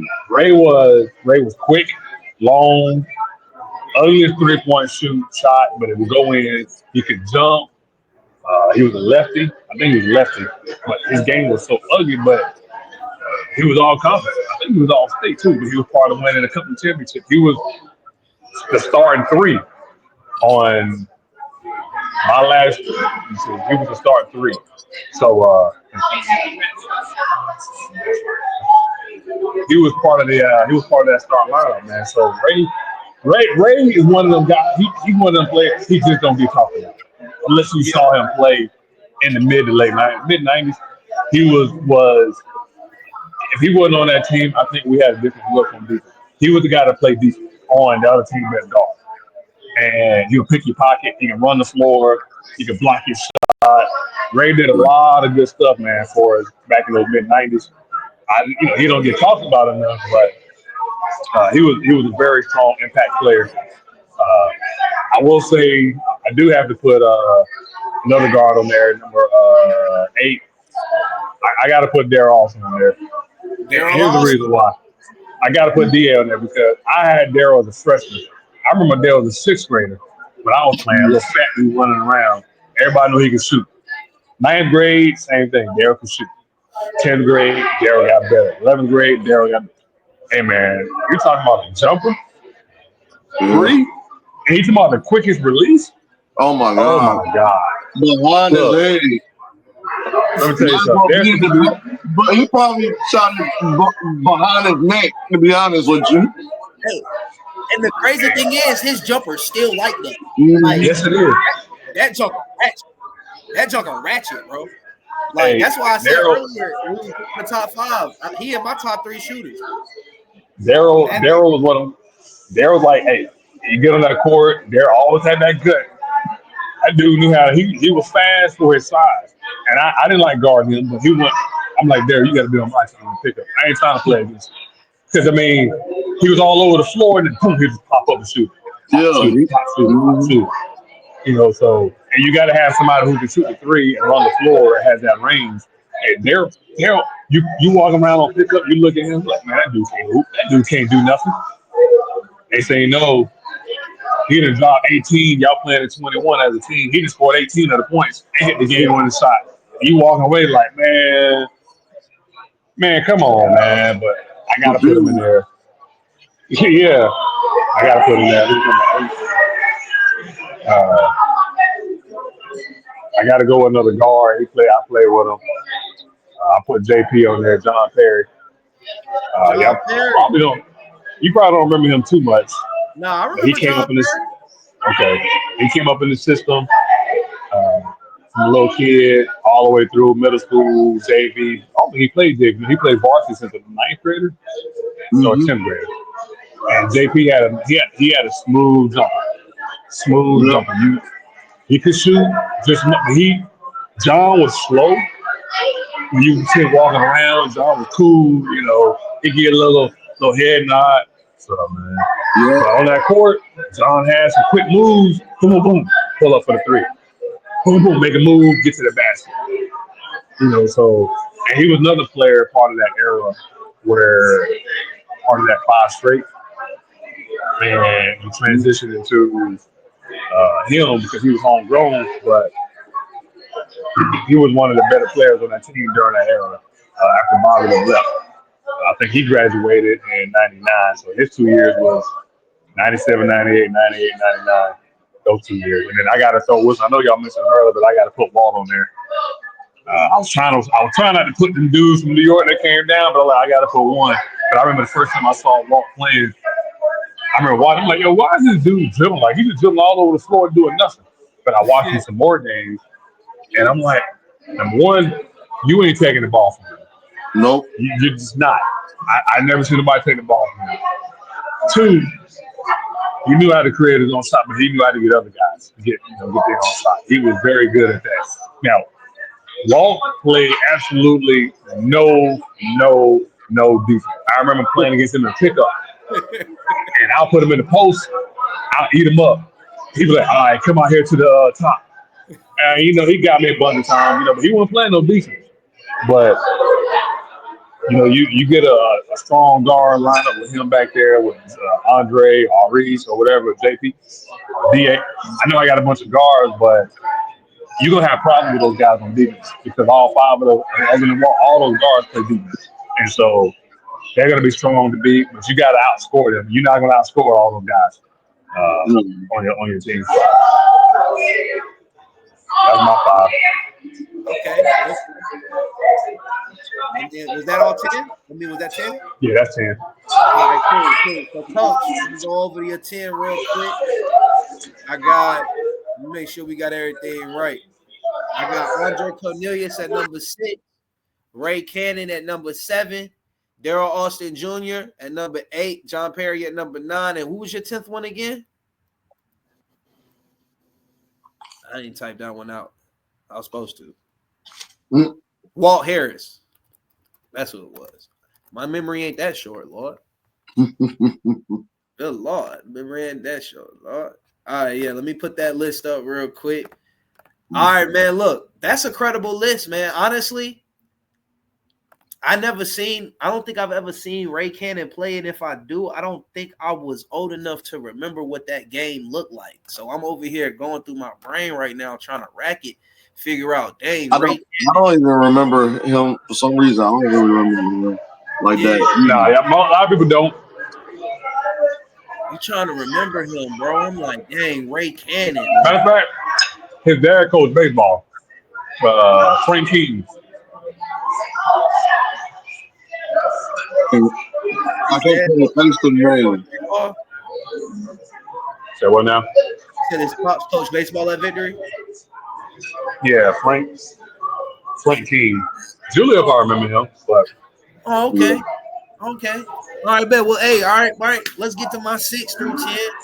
I'm gonna go ahead and put my thing out. Start typing as I'm talking. You know what I'm saying? My number 6. I'm going Andre Cornelius too. Okay.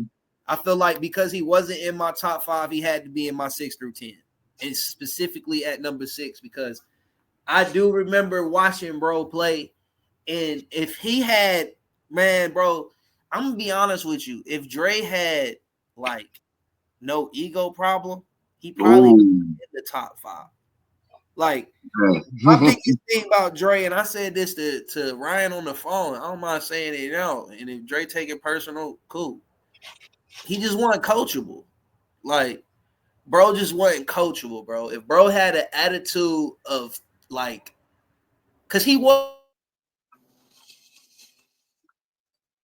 getting off, or when another player is getting off, and it's just like Dre taking himself out of it because he's not getting the rock. And if it wasn't for those issues, he would be in my top 5. But because of those reasons, bro, you got to be number 6. Now, Dre's giving us unbelievable memories, like the Grady Cole game against Steph, like, or the Bojangles Coliseum, or I think, didn't he play Word of God too? That one? Yeah, we both did. Yeah, me and him. Well, he played Word of God once. I played Word of God twice. Yeah. So, yeah. I mean, Dre, man, dude, and he had to be averaging at over 25 or at 25. Oh, yeah. One or the other. And he missed a go-get a bucket, so I'm putting Dre at number 6. All right. At number 7, I'm putting this young man right here. Now, this is a dude that a lot of people don't want to give credit because he got injured. But Mr. Derek, go get a bucket Brewer, DJ, bro. Miss Jeter's nephew. This dude right here was absolutely cold, bro. DJ was cold. I saw DJ give coveted Christian. Like, had to be 50. I remember him. Derek Brewer Jr. was the best player on the team the moment he walked in on the door. The moment he walked in the doors, I think he even came mid-season the first year he showed up. He came like mid-season. Bro walked in the gym. Corbin on the team, all these other guys on the team, Sean Thompson, all these guys on the team. Bro walked in the gym. He the best player on the team that day. Straight up. And that's no slack to Jalen Bass, Corbin, Daquan, all those dudes. Because Corbin's in my honorable mention. He's my point guard in honorable mention. My first name I'm getting. But Derek Brewer was that dude, bro. He was a 3-level scorer, shoot the mid-range, had an ISO, went to the cup, could dunk on you. If he never got hurt, I mean, who knows what Bird lands, to be honest with you. Like, Derek Brewer is my number 7. My number 8. All right. My number 8, I'm going Maurice. I think because I don't think I put Maurice in my top 5. I don't think I did. So I'm going Maurice at number 8. I never saw Maurice play, but I heard about it.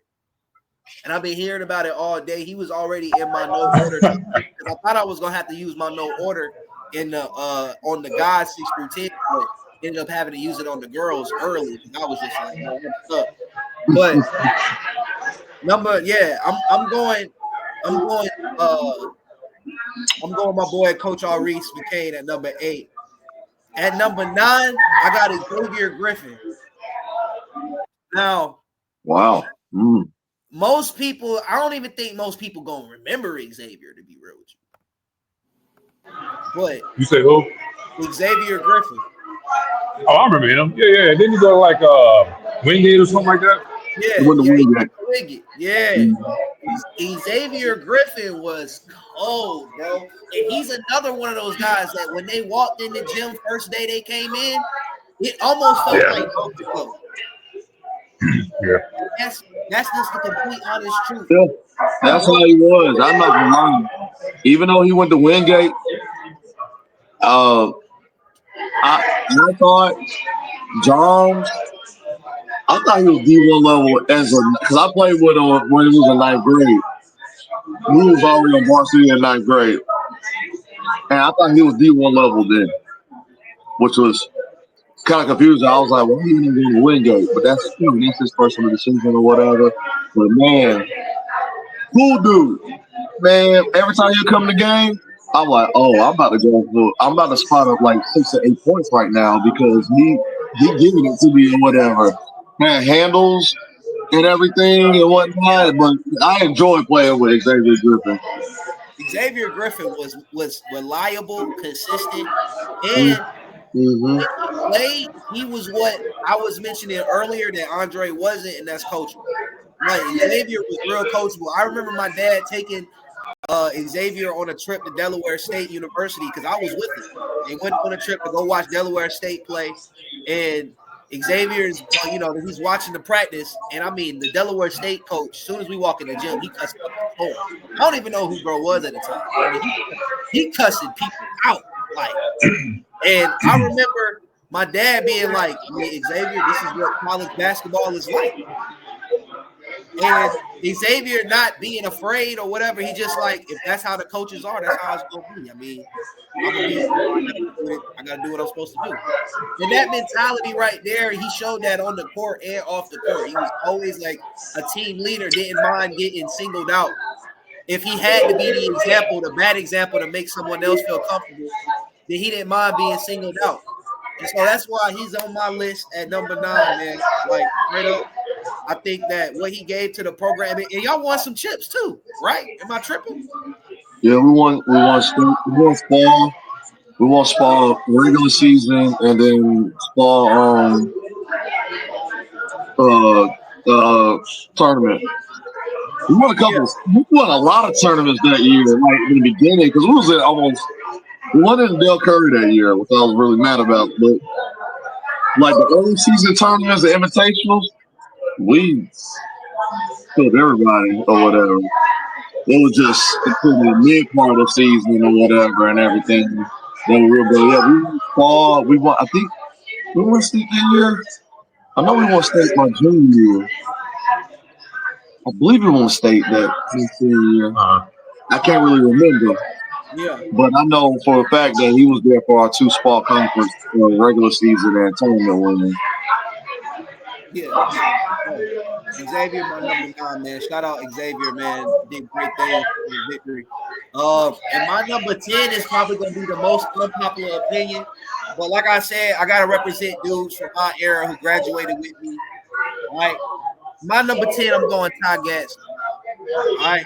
No, that's fair. No, he was good. Ty started out at United Faith, but when he came to Victory, another one of them guys, as soon as he walk in the gym, you know he the best player on the team. And it's that plain and simple. Mr. Go Get a Bucket, Ty Gadsden himself. And he was a quiet dude, very to himself. You know what I'm saying? I was one of the very few guys that had the luxury of being friends with him. Very tight-knit group. But Ty Gadsden, bro, and Coach Bridges can speak to it because I don't even know if you ever seen him play, Ryan. Ty Gadsden go in the gym, he at 30, walk out the gym, and there was nothing you could do about it. And he was a lefty too. He was a lefty, and he had hops.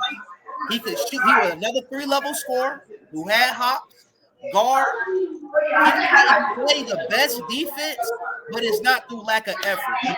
Like, my dad just wouldn't check you. I know my dad took days off. Not days off, but plays off. Ty not taking a play off. If you got baptized, because you earned it. My defensive skills aren't the best, but I'm gonna play D. I'm playing D today.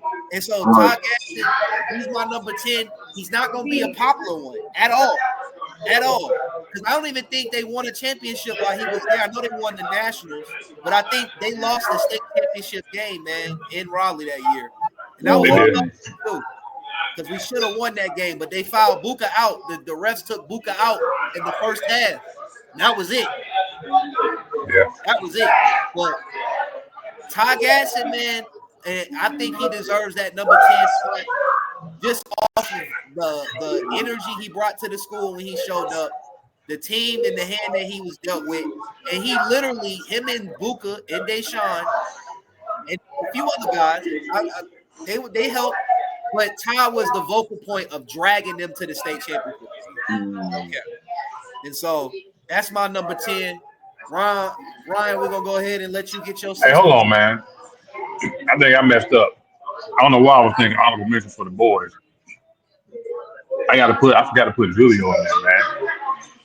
Julio in your top 10? I was wondering, Coach. I ain't going to hold you. I wasn't going to say that. I said that's his top 10. He said that's his. No, because I was in transition from upstairs to down here, and I don't know why I was thinking honorable mention at the same time. My bad, man. Julio he'd probably cuss me out and send you a text, Ron, but or he's gonna probably say something later on. But I was gonna bring it up later. I was like, maybe Coach didn't say him because he's thinking about the round robin or something. He got to make a team or something. Oh no. Yeah. But no, that's stupid, man. No, he definitely in the top 10. Oh heck no, man. Who did I put on there? Check out pull it back up. Check out let me see. Who'd you have? I got it on the list. Hold on 1 second. I gotta put it back. Go ahead and check out Andre. I put him on honorable mention. I put Julio in that. All right, bet. No, that's it. That's a simple replacement. Tell Julio my bad, man, when he see this, man. He'll be all right. Hey, look, all I would say is at least you made the correction. Because some dudes would have been like, nah, I'm sticking with it. But you made the correction. I mean, man, ain't no way in the world you don't put him in the top 10, man. Come on. Yeah, I was about to say, there's no way in the world you talking victory basketball, top anything. Like, nah. It just is what it is. I'm gonna put my list up here so everybody can see. And, you know what I'm saying? People think they ain't gonna see my list. You're gonna see my 6 through 10. I got Andre. Oh wait, I forgot. Dang, I forgot to take Ray Cannon out. That's my fault. I didn't say that. I'll fix that later. But I had Andre Cornelius. Dang, who did I put in at 7? DJ. Shout out DJ, bro. Derek Brewer, bro. My bad, bro. I got number 7, Derek Brewer. I got number 8, Reese. I got number 9, Xavier Griffin. I got number 10, Ty Gaston. And those are all guards. Like, that let me know, like, when I'm thinking about it more and more, it lets me know how many good guards Victory has had from the beginning of the school, bro. Like, we done had guards. Like, we had some big. We had some guards. Anyway, Ryan, 6 through 10, brother. Take us out of here. All right, so this ain't in any order at all. No order. He used no order. This ain't in no order. But this person is number 6 on the list. Like, this is his spot. And I'm gonna go with my old coach, Jones Gould. Yeah. I'm gonna go with my old, and I was going back and forth between Dre and Jones at 5 and 6. I'm like, man, what am I gonna do or whatever? And I was like, I don't even know. And I was like, well, to be honest with you, both of these dudes really didn't play much defense or whatever and everything. So I'm like, all right. But hey, I'm gonna keep it 4,000. And Dre, you may feel some type of way about this. I felt like my dad was a better scorer than Dre. I'm gonna keep it 4,000. Like I feel like Dre is a great scorer. Don't get it twisted. But I feel like my dad was a better scorer, bro. Okay. I personally think that, and I mean, and that's like I said, there's no slight to Dre at all. Like Dre is untouchable. Don't get it twisted. But if my dad, if Dre is untouchable, then my dad is unmovable. And it's just that point. Okay, you know what? That's a fair assessment. And you can't be that mad at that or whatever. You can't be that mad at that assessment or whatever. That makes a lot of sense. But yeah, I gotta go with John. Just off of the stories, off of the stuff that you hear, it sounds like you're lying. Yeah, no, exactly. Like no way. And then some people are like, no, that really did happen. I'm like, yeah, whatever and everything. It's funny you talk about that story of where caught the ball half court, turned around over the right shoulder and nothing but net. I think I told you the story on a couple days ago, Jay. Your mom was telling the story while I was in practice, and your dad verified it, and I didn't believe it. Of course, I didn't believe it. I was like, that don't even sound like anybody can do that. I don't even think Michael Jordan can do that or whatever. Yeah. So, and then your mom left the gym. I was like, Coach, I want to see this right now. Please let me just, if you prove me wrong, you prove me wrong. Like, but I don't believe you. I think you're a liar. Yeah. So he's like, toss me the ball. Go over there, get the ball. Toss it to him. I guess he tries to redo it like he did it all them years ago. Caught it, everything, turned around, over my shoulder, backboard, all net. And I'm like, my eyes are just like kind of out of my head at this point. I'm like, what in the world? And I'm like, yo, that's one of the like coolest things I've ever seen. First of all, I didn't think you could do it, but dang, you did it. And he kind of felt down about himself. I was like, Kobe, you good? Man, back in the day, it was all net. Now it's just backboarding there. I'm losing my touch. I'm like, wow. Like, you're that upset that it didn't go on net or whatever? Like, you're that upset? I was like, you knocked down a turnaround fadeaway over the right shoulder, backboard, beyond the court shot. And then he was like, man, back in the day, I was doing a whole bunch of other stuff, man, and everything. And I could see it even when he would play with us. And again, like everybody, why is his belly moving like this or whatever? Like, why is his belly moving like this? Got this triple threat. I guess it was just an old man triple threat, but he was just so on this triple threat. Bro, his triple threat was crazy. It was Yeah, and he just be lazy all out or whatever. Just rip it through. And he's like, get your hand out of the cookie jar. And I'm trying to grip him, and he just takes the whole arm with him and parts of my body with him and stuff and everything. And he was like, it's a man strength. You ain't gonna get that. You have man strength or whatever. Elbowing you in the face and everything. I remember he was playing one of us, he elbowed somebody in the back of the ear and they started bleeding. That sounds like him. And then but yeah, just off of the myth or whatever, and the times that I spent with him over at y'all's crib when my mom was, when my mom was like kind of late picking me up for practice, just talking about basketball, man. And that's just what I was like, okay, I see why people say that I understand it now, the way you talk about basketball. Right? And like I told you the other day, yeah. But like even then, I gotta get this call. Oh yeah, go for it. Go. Oh, he muted. Okay. Jay, did he mute or something? Yeah, no, you good. Keep talking, Ryan. Okay, but like just being around him for those 2 years and on and off years after that or whatever, I can understand and see like the like most of them, like 98% of the stories were true or whatever. Yeah. There's some stories that kind of stretch it, and it'd be fun but in a funny way or whatever.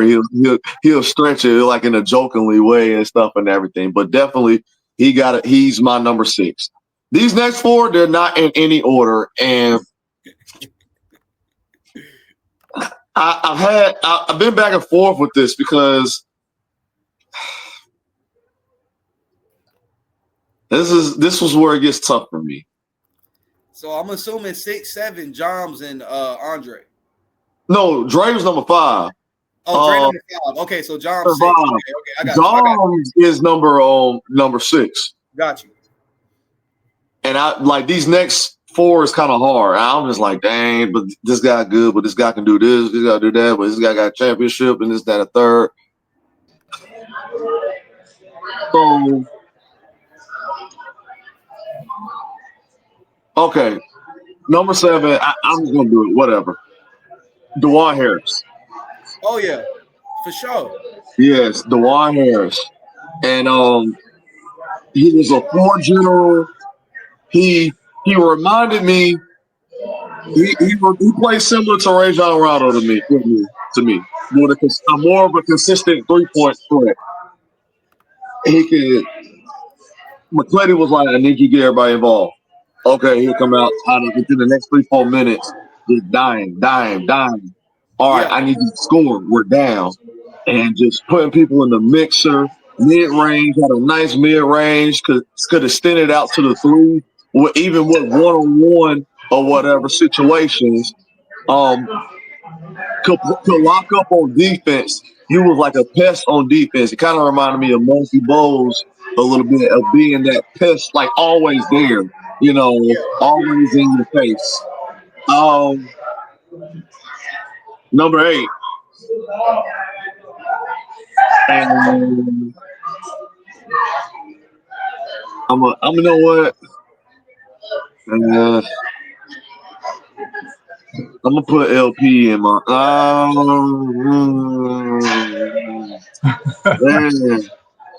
Damn.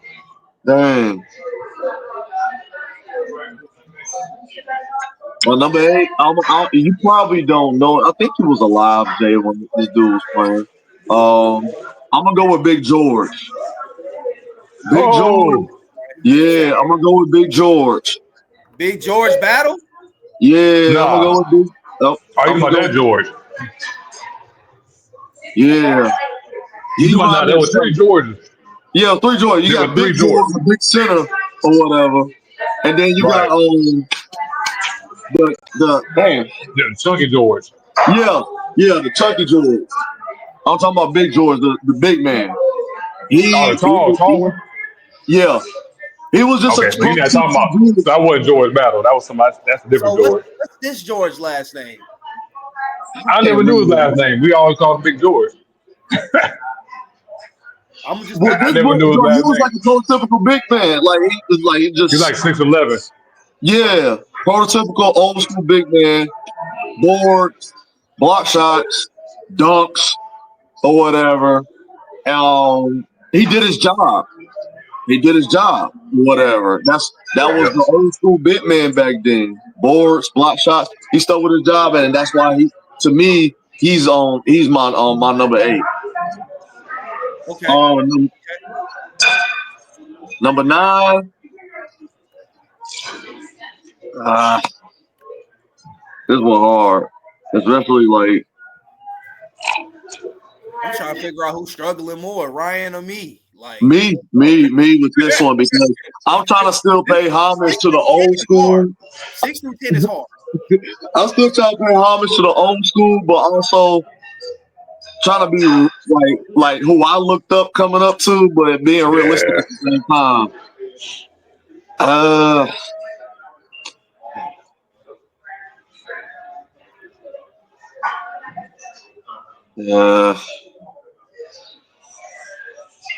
Dang.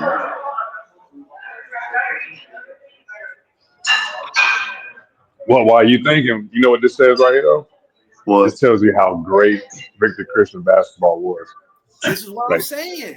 You're afraid to put somebody in a spot because of the backlash you're going to get, or you got to think hard on who you're going to put into a spot because They have been so many great ball players come through that gym from '89 to today.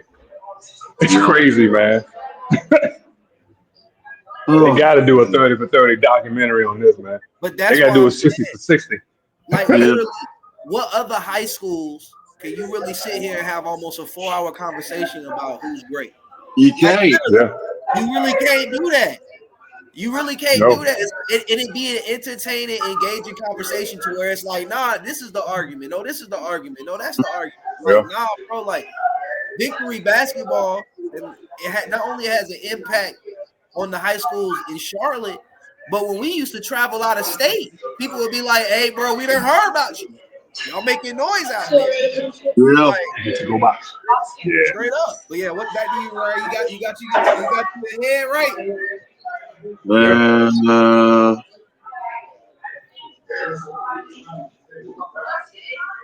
okay, my number 9 is I'm ready. what? Whatever. I'm just gonna say it. Javaris You Barnett. say whatever. Okay. No, that's Javaris I got a problem with that one, man. I got no problem with that though, bro. Yeah, he grew into his own like around. He did. He He grew did. like he grew real late. I guess something clicked. Like It did. I'm 6'8", Yep. Hey, like a real, UNCC. I'm big, and something just clicked, and I should be running the show. Yeah. And his coming out party was that Del Curry tournament, and man, he showed out. Yeah. I mean, we could have won, but I ain't gonna bring that up. But he showed out, and for the rest of the year, he just went on a tear. Just went on a tear, or whatever. Just went on a tear. And a close friend, very close friend of mine, I look up to as a big brother or whatever, because between him, Javaris, Sidney McCletty, just training with them, encouraging me, getting better at open gym and stuff and everything. Like, I gotta put him in there. I got to. Plus that year they won small, they won state, they won national championship, and they were Sweet 16 champions. So to be honest with you, played a even big some role in people that. in the top 5 don't exist. Yeah. You could kind of slide him into that top 5 You could. or whatever. Like for And real. that's home talent too. That's homegrown That's talent. homegrown. It was. From the womb all the way till he left. That's homegrown talent. Yep. Yeah. And Javaris played overseas, if I can remember. Yeah, he played overseas. My number 10. And I know people ain't gonna like what I'm about to say or whatever. I know people like what I'm saying. Just he had a little ego, but he was my dog, and he came into his own. He kind of came into his own like my senior year or whatever. Joshua Clyburn. Big John. Big That's John. respectful though. Yeah. Joshua People Clyburn. they're gonna give you some business on this. They're going. I'm not gonna lie. I'm a little biased with this because that was my dog coming up or whatever. Hey, Between me, Josh, and Lonnie, man, we was always together my last couple of years in high school or whatever and everything. And man, I came back after my first year of college. And I'm like, yeah, Josh, we gonna do that. And they won Spar that year and they won states. And a lot of people don't realize he had a lot going on that year or whatever too, like just personal stuff. And I ain't gonna get into that field or whatever. But yeah, I'm putting Josh Clyburn number 10. I'm gonna get so much hate. They might want to fight me, bro. I ain't gonna lie. You don't want to fight me. Like for real. So we got Ryan's top 10. I mean 6 through 10, no order. This is a no order, guys. So for everybody know, I got all bigs. you can fall anywhere. You really do. We got my father. We got DeJuan Harris, Big George, no last name, Javaris Barnett, and Josh Clyburn. I never knew his last name. Ron, I don't know his think last name. We anybody all knew called him his Big last George. name. Hey, yo, Big George, if you ever see it, drop your last name in the comments. Bro. Somebody got to know it. Somebody got to He know. played. My brother, Ari's probably know. He came I in know Ari's know. 90. He came in 98. Yeah, I think he played that one. I think he played 1 year in 98. Yeah, because he didn't play the year I coached in 99. So he Okay. had to play 98, 99 with Walt Let's see if I and can find this dude real quick. I'm about to hit the archives. You know I got him. Let me just see real quick. Y'all keep talking, man. Y'all can hear me. I yeah. don't think. Matter of fact, let me text my brother. Let me see if I can find, because I want to have his last name so we can mention, bro. You know what I'm saying? Just saying Big George just don't feel right. Well, I put it like this: if you say Big George around there, everybody knows who you're talking about. That's true. That's true. Well, while we doing I mean, that, 'cause I'm gonna when, do honorable. Go ahead, Coach. no, I was saying when Ron said Big George, I'm like, all right, because you said George Battle. I'm like, no, I think he's talking about the Big George, tall I thought he George. was talking about George Battle straight up, because that's the Yeah, only yeah. George. I knew he wasn't talking about George Dawkins. So yeah, I'm thinking No, like, so is it got to be George? I never. He must have been playing before I was born, because I don't remember. he was. It was 98. He played at Yeah, so 98. literally the year I was born. So yeah, nah, because I'm thinking in my head, I'm like, bro, like I would remember somebody named Big George. Yeah. You have to ask people who were around back then. I know Pastor Price, he knows who he is. People back then, they don't know who he is. Because he was, after Steve, he was our true first 6'10", 6'11" big man. We never had one. I'm just surprised Ryan even listed him. Shout out Ryan for being a historian of the game, man. Like out here naming Big George. Goodness gracious. Because there was always the talk back then where there was Big George, they said it was Big George, and there was Round George. They called the other Round George Barkley. Because he was built like Charles Barkley. He could jump like Charles Barkley. And he was chunky. All right, guys, we'll go Let's honorable see. mention. I can't even find this dude's name. I've been looking all over Facebook just now. I can't find him. Well, yeah, my bad, Coach. I didn't mean to cut you off. You see what now? No, that's all good. All right, honorable mention.